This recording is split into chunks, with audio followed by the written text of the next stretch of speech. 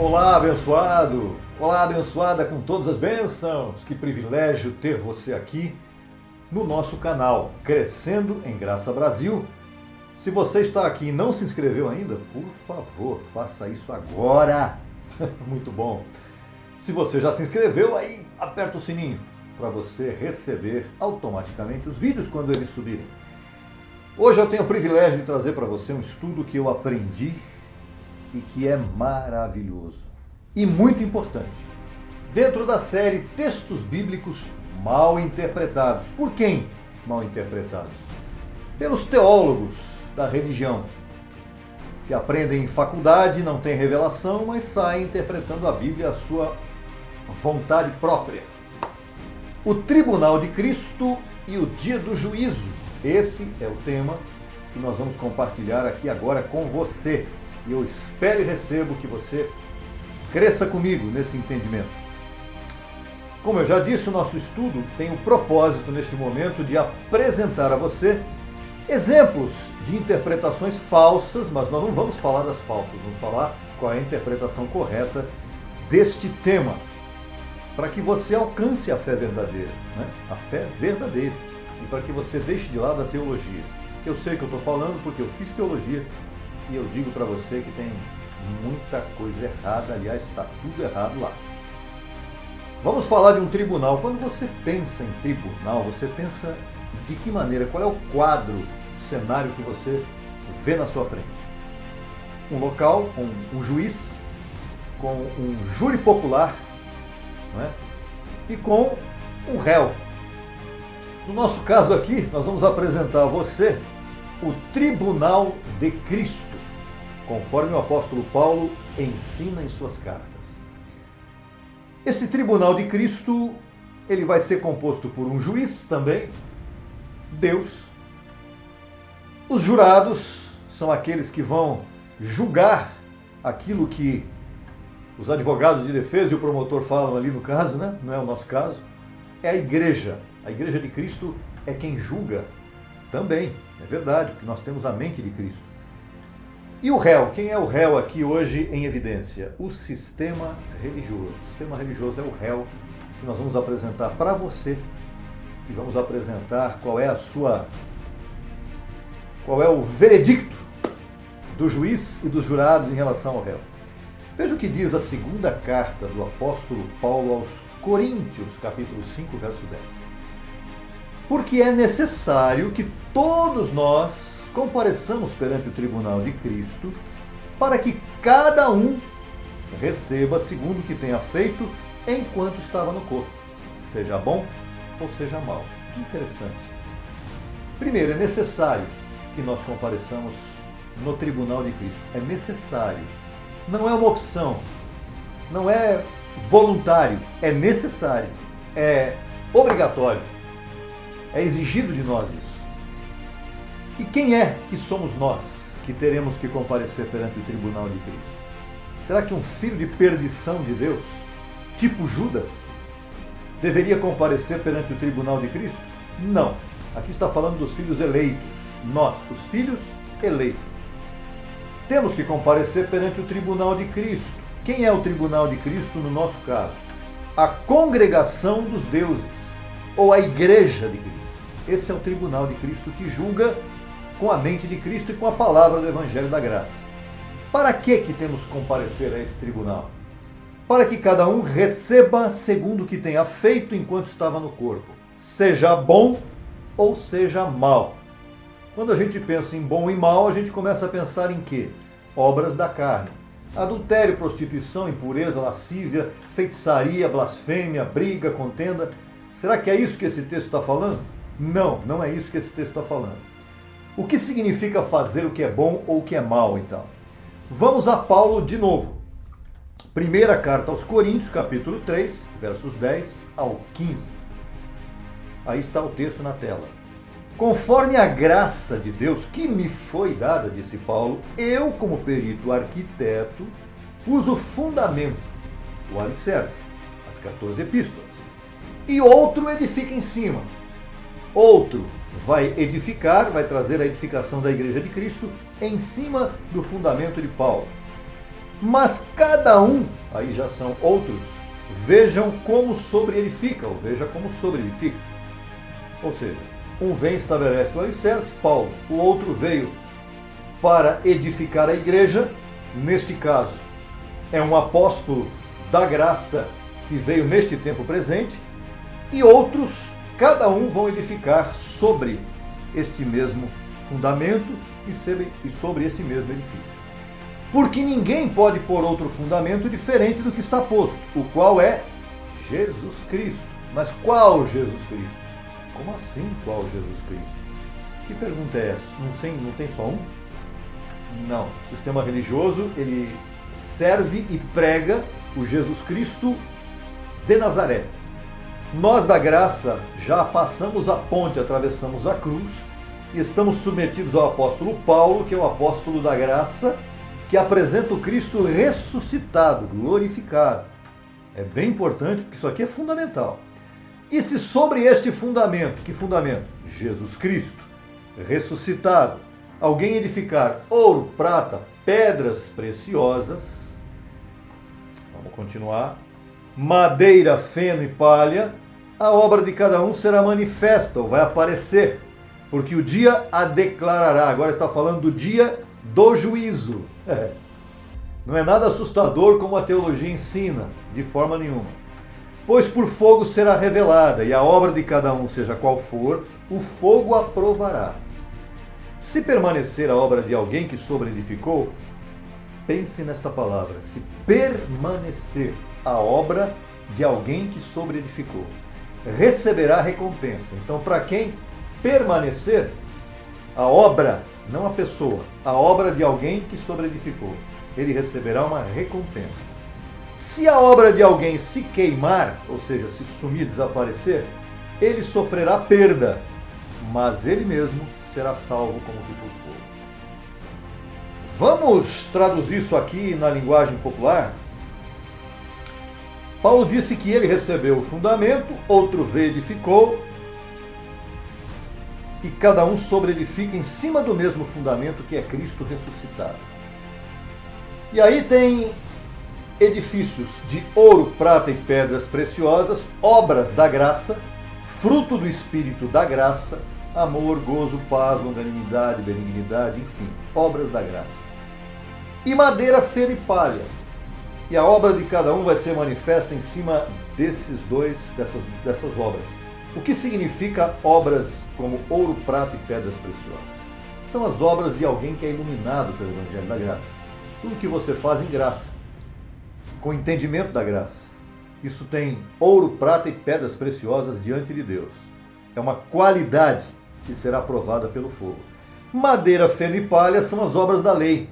São obras que não servem para nada. Quando o fogo passa nessas obras, madeira, feno e palha, elas desaparecem. Elas não servem para nada. O que é isso? Jejum, orações jactanciosas. O que mais? Imposição de mãos. O que mais? Batismo em água. E tantas outras coisas. Falar de pecado, Deus te abençoe. Tudo isso são obras da lei de Moisés, que todos nós aprendemos, mas que agora, com a chegada do Evangelho da Graça, nós passamos a entender completamente diferente. É ouro, prata e pedras preciosas que são os frutos do Espírito. Mas, então quem cumprir as obras madeira, feno e palha vai para o inferno? Não existe inferno. Muito menos o inferno do Apocalipse. O inferno do Apocalipse, que fala de fogo eterno, preparado para o diabo e seus anjos, isso não existe. Não existe o Apocalipse desta maneira, o inferno do Apocalipse não existe. Nem o inferno nenhum. O inferno é sofrimento aqui e agora. E só. Para quem? Para quem não entende a graça e vive sofrendo, pagando preço religioso, vivendo em dificuldades na vida porque não consegue entender a verdade do Evangelho. E a recompensa dos eleitos que vão fazer as obras ouro, prata e pedras preciosas. Que recompensa é essa? Bom, a Bíblia fala de galardão. E a Bíblia também fala da grande transformação. Todos seremos transformados. Todos os filhos de Deus. Mesmo que esses filhos de Deus tenham vivido na lei. Eles serão transformados porque são filhos de Deus. Ok?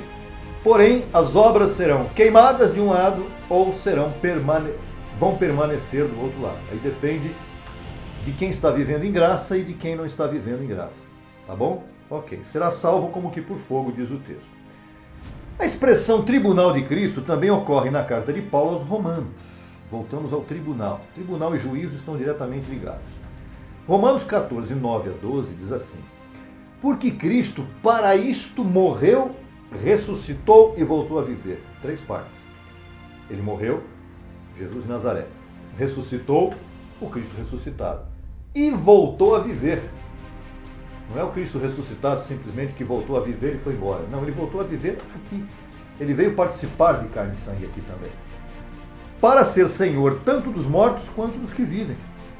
Mas tu, por que julgas a teu irmão? Porque todos compareceremos perante o tribunal de Cristo. Aí está falando isso de novo. Porque está escrito, vivo eu, diz o Senhor, que perante mim, diante do Senhor, se dobrará todo o joelho. O que o sistema religioso diz? Você ajoelha quando vai orar na igreja, não é isso?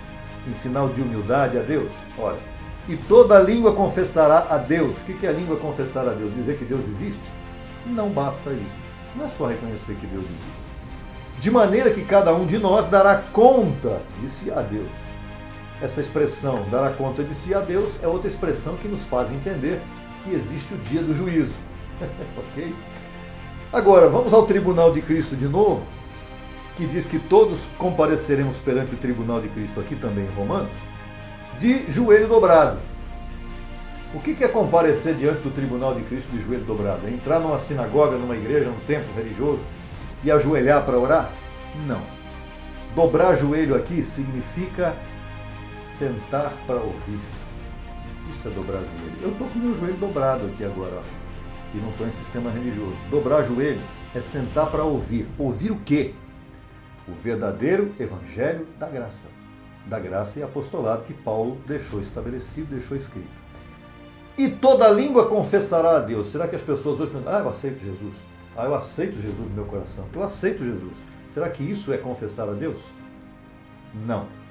De maneira que cada um de nós dará conta de si a Deus. De que maneira que nós vamos dar conta a Deus? Sendo julgados por Ele através da palavra que nós recebemos. O que é confessar a Deus?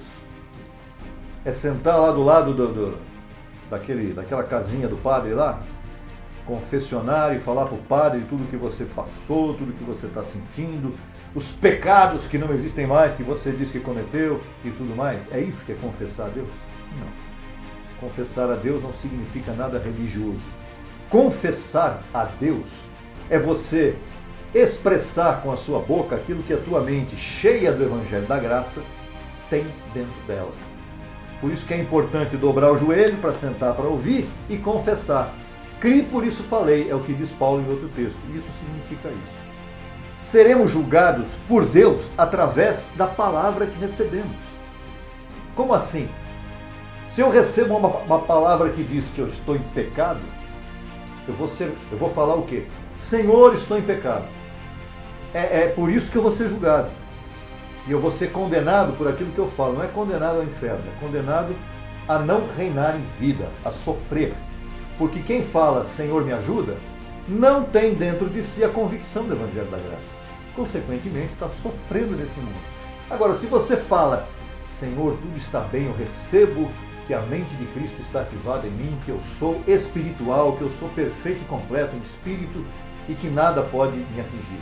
Pronto, aí você está se posicionando como um Deus, que é o que a graça ensina, e você vai ser julgado por Deus por essa palavra. E o dia do juízo é o mesmo dia em que você recebe essa palavra, você está julgado e está absolvido. E se você não recebe essa palavra, você está condenado. Ao inferno? Não. A viver no inferno? Sim. Nessa terra, sem conhecimento de nada. Ao Deus dará. Não é? E fica por aí. Finalmente, Deus nos julga pela palavra que falamos. Então é esse o contexto agora onde nós vamos encerrar esse estudo. No livro histórico de Mateus, veja que eu não disse Evangelho de Mateus, eu disse livro histórico, porque Mateus não é Evangelho. Evangelho é Romanos, é Coríntios, é Tessalonicenses, é Gálatas, são as cartas de Paulo. No livro histórico de Mateus, veja o que Jesus de Nazaré disse. Olha só, Mateus 12, 36 e 37. A tradução que eu estou usando aqui é a Bíblia Reina Valera em português. Eu não estou usando em português porque ela não tem muita facilidade de ser editada em português, de ser elaborada e uma editora fazer. Mas eu faço a tradução para a Reina Valera usando essa versão da Reina Valera em espanhol. Mateus 12, 36 e 37. Pois eu vos digo que de toda palavra ociosa, fútil, vã, que os homens falem, dela darão conta no dia... Que dia? Lá no céu, diante de Deus, no trono branco lá, onde vai passar um telão. Não vai passar telão nenhum. O dia do juízo é aqui e agora. O seu dia do juízo pode ser nesse momento que você está me ouvindo aqui. Porque Deus está aqui, eu estou falando a palavra que Deus me deu para te falar e você estará recebendo ou não. De toda palavra ociosa que os homens falem, dela darão conta no dia do juízo. Porque por tuas palavras serás justificado e por tuas palavras serás condenado. Justificado, de onde vem a justificação? Das tuas obras, da lei? Da lei de Moisés? Não. A justificação vem do Evangelho da Graça. Quando você confessa pelo Evangelho da Graça, sou abençoado, sou perfeito, sou próspero, sou rico, sou um Deus, tudo está bem, vou de bem a melhor. Isso é confissão da graça. Então você está justificado por graça, não por teus méritos, mas por teu conhecimento que você recebeu. E por tuas palavras serás condenado. O que é isso? Se você diz, Deus te abençoe, ô Senhor, me ajuda, me abençoe, você está sendo condenado pela palavra que você está falando. Por quê? Porque você está falando uma palavra do sistema religioso. Todo mundo no sistema fala, Deus te abençoe, Senhor, me abençoe, tira o meu pecado, perdoa o meu pecado, Senhor, me livra do inferno, Senhor, eu sou pobre, me ajuda, eu não tenho dinheiro, não tenho nada, eu vim para esse mundo, sou um verme. Isso tudo são palavras que condenam e não que abençoam. Então, você está sendo agora diante do dia do juízo. O teu dia do juízo pode ser hoje, ou pode ser amanhã, ou pode ser daqui a um ano. É quando você se identificar como quem você é. Qual é a tua verdadeira identidade? Aquela que está no RG? Aquilo é carne. Qual é a tua verdadeira identidade? Aquilo que Deus diz que você é? Sim, aí você foi então justificado. Ah, meu Pai. Concluímos com o Salmo 82:1. Deus está na reunião dos deuses. Uau! Deus está na reunião dos deuses. Qual é a reunião dos deuses? É a congregação na igreja. Não precisa estar no templo, no santuário, em 4 paredes grandes. Não, você pode estar na sua casa reunido com 2, 3, 4 pessoas. Ali Deus está na congregação dos deuses que está na tua casa. Na reunião dos espíritos perfeitos. Como é que se caracteriza um Deus? Como é que um Deus se vê? Como um espírito perfeito. Veja que aqui não está no texto dizendo que Deus está na reunião dos homens. Não, Deus não está na reunião dos homens. Deus está na reunião dos deuses, porque os homens se veem não como Deus se vê. Os homens se veem de que maneira? Eu acho que eu tenho Covid. Eu acho que eu estou com medo. Eu estou precisando estou em depressão, preciso de um psicólogo. É assim que os homens se veem. Mas como é que os deuses se veem antes de mais nada? Eu não estou dizendo que os deuses não precisam de médico e não precisam de psicólogo. Estou dizendo que os deuses primeiro se veem em carne, como um homem natural. Você não é um homem natural se você está sendo iluminado pelo Evangelho da Graça. Então os teus sintomas são espirituais, em primeiro lugar. Deus está na reunião dos deuses. E no meio dos deuses, ele julga. Deus já está julgando. Deus está julgando o tempo todo. Deus já julgou todo mundo, na verdade. Ele não está julgando hoje. Quem está julgando hoje é a palavra de Deus que está no tribunal de Cristo. Na igreja se apresenta a palavra de Deus, o tribunal de Cristo, e a igreja julga. Julga pelo que você fala, você mesmo se julga. O que é julgar? Discernir. Está sendo falado aqui, abençoado. Opa, esse que está falando é um Deus. Deus te abençoe. Esse que está falando é um homem. Então isso é julgar. Discernir, dividir. Uma congregação em graça e apostolado é o tribunal de Cristo na terra. E Deus está presente em cada filho seu que traça bem e entende bem a palavra da verdade, julgando a cada um que recebe e crê em sua palavra no novo pacto. no evangelho da incircuncisão. Se você é um Deus, diga, eu recebo, já estou justificado por Deus. Se você é um homem, você não vai entender o que eu estou falando, pelo menos agora. Mas eu recebo que no futuro você entenda, porque eu estou recebendo também a palavra e que estou falando aqui para pessoas que estão sendo iluminadas por este evangelho da graça. Abençoado com todas as bênçãos. O tribunal de Cristo, então, vai ser o trono branco lá no céu quando você morrer? Não, o tribunal de Cristo é aqui na terra agora, com a igreja reunida e Deus no meio dela. O dia do juízo é o dia que vai acontecer lá no céu, depois que todo mundo morrer e todo mundo for juntado lá em cima num grande telão, no meio de uma praça enorme com bilhões de pessoas que viveram desde Adão até os dias de hoje? Não. O dia do juízo é quando você mesmo se julga baseado naquilo que você recebe de ensinamento e naquilo que você confessa pela sua palavra. Espero que você tenha entendido. Voltaremos na semana que vem para mais... Olha, falei semana que vem, pode ser essa também, não sei, vamos ver. A cobertura angelical vai estar ministrando e o Senhor vai estar preparando o nosso novo encontro. Até lá, o melhor dia de sua vida, abençoado e abençoada com todas